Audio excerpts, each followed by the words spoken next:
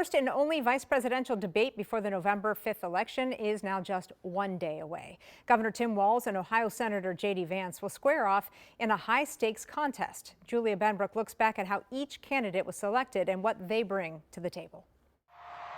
During a fast-tracked selection process, Vice President Kamala Harris chose Minnesota Governor Tim Walz as her running mate. It was her first major decision at the top of the Democratic ticket. Let us fight for the promise of our future.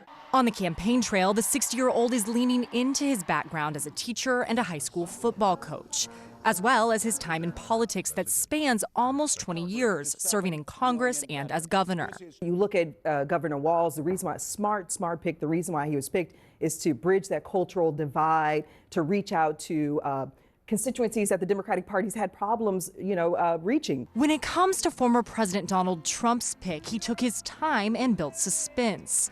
After months of consideration, he selected Ohio Senator J.D. Vance.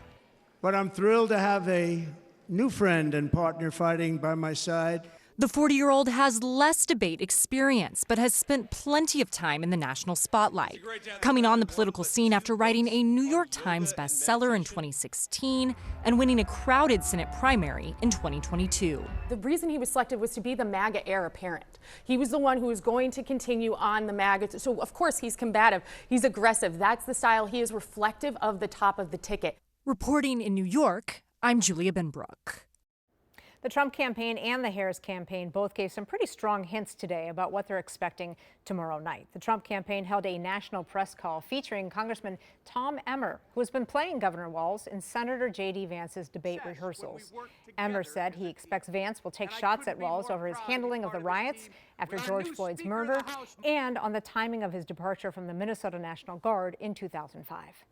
Because he is really good on the debate stage. He will stand there and he lies with conviction. And he has these little mannerisms where it's just, hey, I'm the nice guy, but he's not nice at all. And by the way, he's not a very popular man in our state. Now, more than 1 in 3 women in states across the country live under an abortion ban. Women are being turned away from emergency rooms begging for care. Doctors are facing the threat of jail time for doing their jobs.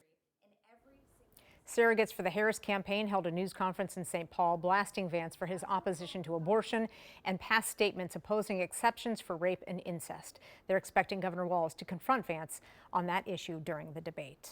Well, tomorrow night's vice presidential debate will be hosted by CBS News.